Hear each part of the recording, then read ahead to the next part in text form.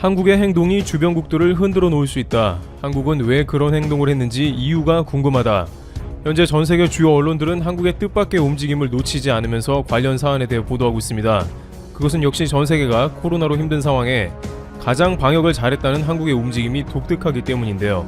당장 미국은 오늘자로 중대 선언을 했는데 심지어 코로나 백신도 소용없다는 발표까지도 나왔습니다. 오늘자 미국 보건복지부 브렛 차관은 중대 발표를 했습니다. 팬데믹으로 인해서 미국이 극도로 위험하다는 것인데요. 그는 미 NBC와의 인터뷰에서 현재 미국은 극도로 위험하며 미국 전염병 역사상 최악의 증가율을 보인다고 말했습니다. 그러면서 최근 코로나로 인한 사상자가 매주 20% 이상 증가하는 등 전혀 코로나가 진정이 안 된다는 것입니다. 브렛 차관보는 90% 효과가 있다는 백신이 나와서 좋긴 하나 그것은 지금 코로나를 전혀 종식시키지 못한다면서 트럼프 행정부에 속한 차관으로서 꽤나 직설적으로 미국이 위험한 상태라고 열변을 토하는 모습입니다. 트럼프는 현재 상황에도 여전히 자신의 행정부에 불리한 언행을 하는 사람들을 경질하고 있는 상황이 이어지는데 그럼에도 불구하고 브렛 차관이 이런 말을 하는 것은 미국이 그만큼 코로나 상황이 녹록지 않다는 것을 의미합니다. 그런데 일본에서도 청천벽력과 같은 소식이 들려옵니다. IOC가 도쿄올림픽 취소를 고려하고 있다는 것인데요. 아직 비공식이긴 합니다만 일본의 주간지는 관련 사안이 이미 일본 정부에 어느 정도 통보되었다고 전하고 있습니다. 불과 지난주만 해도 스가 요시히데 총리와 IOC 바흐 위원장이 도쿄에서 만나 화기애애한 분위기를 연출하며 도쿄올림픽에 관중도 참가시키겠다는 의지도 보였고 또한 아베 총리는 훈장도 수여받는 모습이 보였습니다만 결국 팬데믹이 악화일로를 걷고 있는 데다가 백신은 갈 길이 멀기 때문에 이 같은 결론에 다다른 것으로 보입니다. 이는 유럽에서 IOC 올림픽 개최 관련한 회의가 중단되는 등 정황을 고려한 아사히 주간지의 주관적 판단이긴 합니다만 앞서 논의된 최악의 상황 미국에서는 선수단을 전혀 꾸릴 수 없는 상황이기에 미국 없는 올림픽이 가능하겠냐는 것입니다. 일본도 이런 흐름에 반박할 수 없는 것은 코로나19 확진자가 이제 2,000명이 넘어가는 상황이 나오면서 PCR 검사도 제대로 안 하는 일본 역시 안전하다는 이야기를 절대 할 수 없는 상황이라는 것입니다. 또한 프랑스, 영국 등 유럽의 주요국들도 올림픽을 할 만한 분위기가 아니라는 점도 도쿄올림픽 취소설에 무게를 싣습니다. 현재 유럽에서는 올림픽 예선이나 연습 경기 일정이 전혀 잡히지 않았으며 크리스마스를 중요시하는 그들이 반드시 크리스마스 전에 대략의 일정을 확정지어야 하지만 올림픽은 완전하게 관심 밖이라는 취지의 관계자의 말이 있었습니다. 그런데 이렇게 전 세계가 팬데믹으로 혼란에 빠져 있으며 효과가 뛰어난 백신에만 매달려 있는 다급한 상황에 항상 한국의 방역 상황을 구체적으로 조명하던 미국의 월스트리트 저널은 뭔가 눈치챈 것 같은 기사를 빠르게 올렸습니다. 월스트리트 저널은 많은 나라가 코로나19 백신을 가지려고 자리다툼을 하는 상황이지만 한국은 다른 길을 모색 중이다. 기다릴 수 있는 것이다 라면서 한국이 또 혼자서만 독특한 행동을 하고 있다면서 급히 관심을 갖습니다. 코로나19 백신, 한국은 가격이 적당할 때까지 기다릴 수 있다고 말한다 라는 제목의 기사에서 백신 공급에 대한 접근법이 한국은 미국이나 유럽연합보다 훨씬 신중한 편이라며 차이점과 이유 등을 조명했습니다. 이 신문은 최근 모더나와 화이자가 개발 중인 코로나19 백신이 긍정적인 임상시험 결과를 보인 가운데 한국 정부 관리들의 백신 공급에 대한 접근법은 미국이나 EU보다 훨씬 신중한 편이라고 소개했습니다. 특히 일반적인 예상과는 달리 오히려 그쪽에서 우리에게 빨리 계약을 맺자고 하는 상황이라는 지난 17일 박능우 보건복지부 장관의 발언 내용도 전했습니다. 또 이 신문은 미국과 EU, 일본은 내년 초반 백신 접종을 희망하나 한국은 내년 하반기 접종을 목표로 한다며 비교했습니다. 그러면서 한국에서는 코로나19가 상대적으로 잘 통제되는 편이어서 다른 곳의 백신 효과를 일단 지켜볼 여유가 있다는 전문가 발언도 소개했습니다. 국제백신연구소 RBI 이철우 박사는 이 신문과 인터뷰에서 확진자 수를 낮게 유지할 수 있는데 서둘러 백신을 주문해 위험을 감수할 이유가 있겠느냐며 한국은 미국이나 유럽처럼 급한 상황이 아니다 라고 말했습니다. 그런데 월스트리트 저널이 얘기한 부분 중에서 매우 중요한 부분은 역시 한국이 적당한 가격을 기다린다는 것인데요. 전문가들은 많은 국가들이 현재 너무 코로나 상황이 심각하니까 내고할 여유를 잃었다 말합니다. 현재 코로나 백신은 수요에 비해 공급이 절대 부족하며 특히나 대량 생산이 생각처럼 쉽지 않을 수 있습니다. 모더나는 올해 캐파가 2천만 회밖에 되지 않으며 내년에도 아무리 풀가동한다고 해도 5억에서 10억 도스 사이입니다.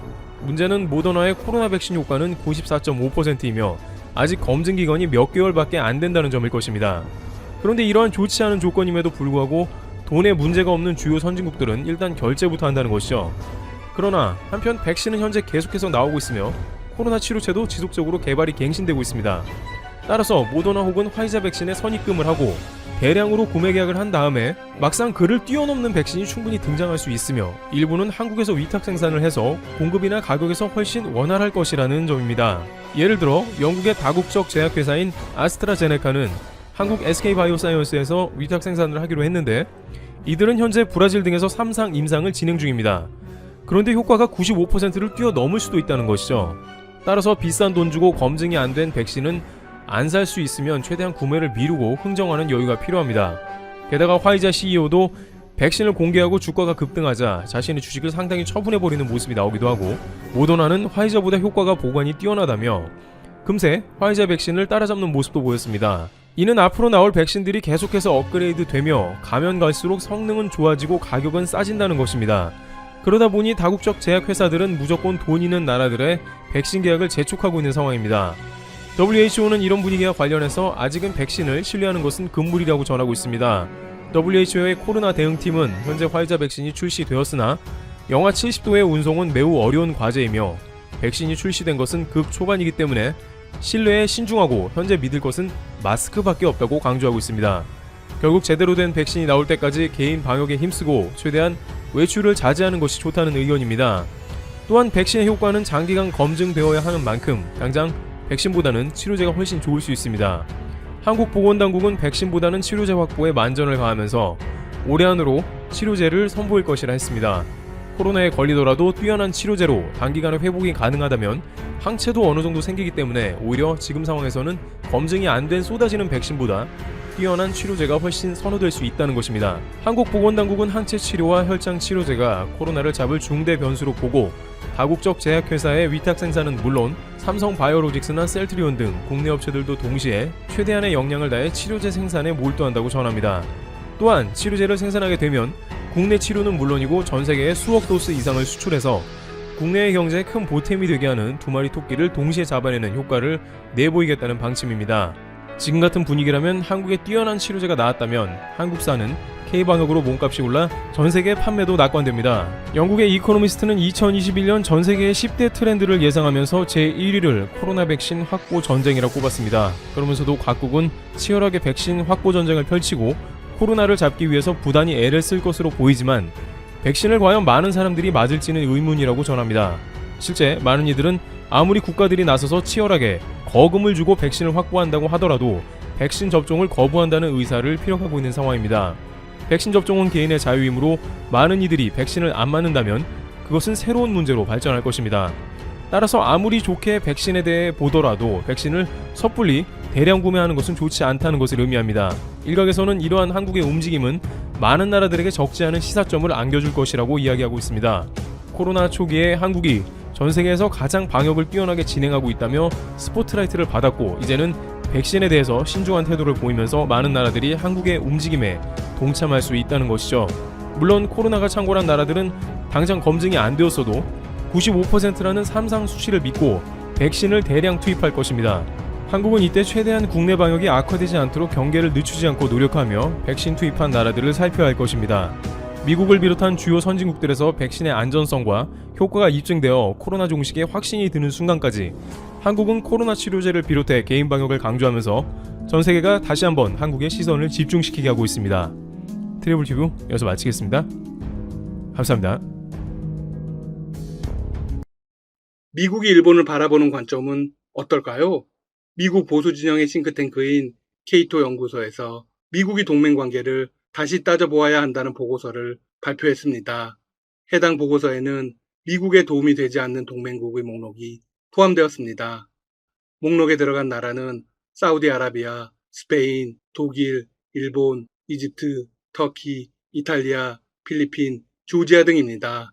이 보고서로 인해 미국의 보수 세력들이 현 동맹 관계에 얼마나 많은 불만을 가지고 있는지 드러났습니다. 또한 트럼프 대통령이 방위비를 올리려고 혈안이 된 이유도 밝혀진 셈입니다. 보고서의 제목은 동맹국과의 문제, 몇몇 국가들과 이제 친구 관계를 끊을 때가 되었다입니다. 제목부터 이미 강렬합니다. 보고서는 공식 홈페이지와 월간지 아메리칸 스펙테이터를 통해 공개되었습니다. 동맹 관계는 수단이지 그 자체로 목표가 절대로 아니다. 자신의 역할을 다하지 않는 동맹국들과의 친분을 당장 끊어야 할 때이다. 첫 대상으로 사우디아라비아를 지목했습니다. 사우디는 절대 왕정을 유지하고 있다. 선거를 치르는 이란보다 못하다. 빈살만 왕세자는 오만하고 어리석고 무모하다. 미국의 안보에 전혀 도움이 되지 않는 인물이다. 그야말로 혹평을 쏟아냈습니다. 특히 예멘 침공과 레바논 총리 납치 사건을 언급하며 강하게 비난했습니다. 이런 비열한 정권을 포용하는 건 미국의 명성과 신뢰를 떨어뜨린다. 사우디의 에너지 영향력이 예전 같지 않다. 굳이 이들을 옹호할 필요는 없다. 중동 국가 중 미국의 가장 우방은 사우디아라비아입니다. 가장 대척 관계에 있는 건 이란이죠. 사우디는 미국으로부터 대규모 무기를 사들이며 국방력을 강화하고 있는 상황입니다. 하지만 미국의 보수 세력들은 사우디를 키워주는 게 별 도움이 안 된다는 입장입니다. 유럽에 대해서도 날선 비판을 이어갔습니다. 보고서에서는 독일, 이탈리아, 스페인을 국방 무임승차라며 비판했습니다. 유럽에서 경제적으로 가장 영향력이 큰 5개국 중 3나라가 국방에 대해서는 소극적인 태도를 보이고 있다. 보고서에 따르면 메르켈 독일 총리는 국내 총생산의 2%를 국방비로 할애하겠다는 공약을 2030년으로 미뤘다고 합니다. 스페인 역시 2019년 국내 총생산의 0.92%만을 국방비로 사용하고 있습니다. 스페인의 국방비는 5년 전부터 계속 똑같다고 합니다.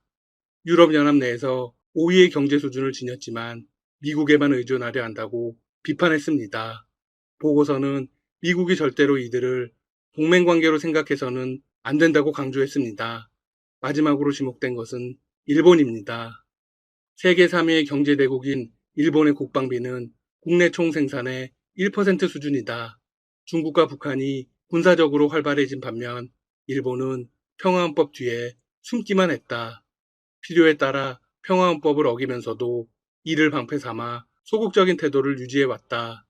일본이 더 적극적으로 나서지 않는다면 미국이 계속해서 안고 갈 필요는 없다고 강조했습니다. 이는 일본이 미국과의 동맹에 더 기여해야 하고 그만큼 많은 돈을 내야 한다는 것입니다. 일본은 로비 등의 명목으로 미국에 막대한 돈을 내고 있습니다. 그리고 미국의 거수기 노릇을 하고 있죠. 하지만 그 정도로는 안 된다는 것입니다. 보고서에서 한국은 거론되지 않았습니다. 그만큼 한국은 동맹으로서의 역할을 충분히 해왔다는 것이겠죠? 일본으로서는 불편한 대목일 겁니다. 한편 우리나라가 스마트폰과 OLED 패널, 조선 등 7개 품목에서 전 세계 시장 점유율 1위에 올라섰습니다. 같은 기간 4개 품목에서 세계 1위를 빼앗긴 일본과 공동 3위가 되었습니다. 이는 일본의 니혼 게이자이 신문이 발표한 것입니다. 신문은 74개 품목의 전 세계 시장 점유율을 조사해 매년 발표하는 2019년 주요 상품 서비스 점유율 조사 결과를 발표했습니다.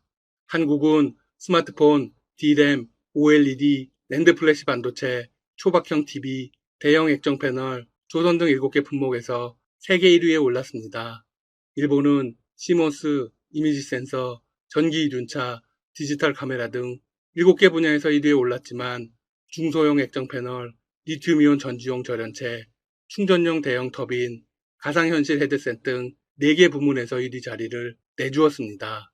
따라서 전 세계 1위 품목이 1년 만에 11개에서 7개로 줄었습니다. 일본이 계속 하락세라는 걸 증명하는 대목입니다. 일본이 1위를 빼앗긴 분야는 모두 페이스북과 BOE 등 미국과 중국 기업이 차지했습니다. 이미지 센서의 경우 곧 한국의 삼성전자에게 따라잡힐 예정입니다. 따라서 1위는 점점 줄어들게 되겠죠?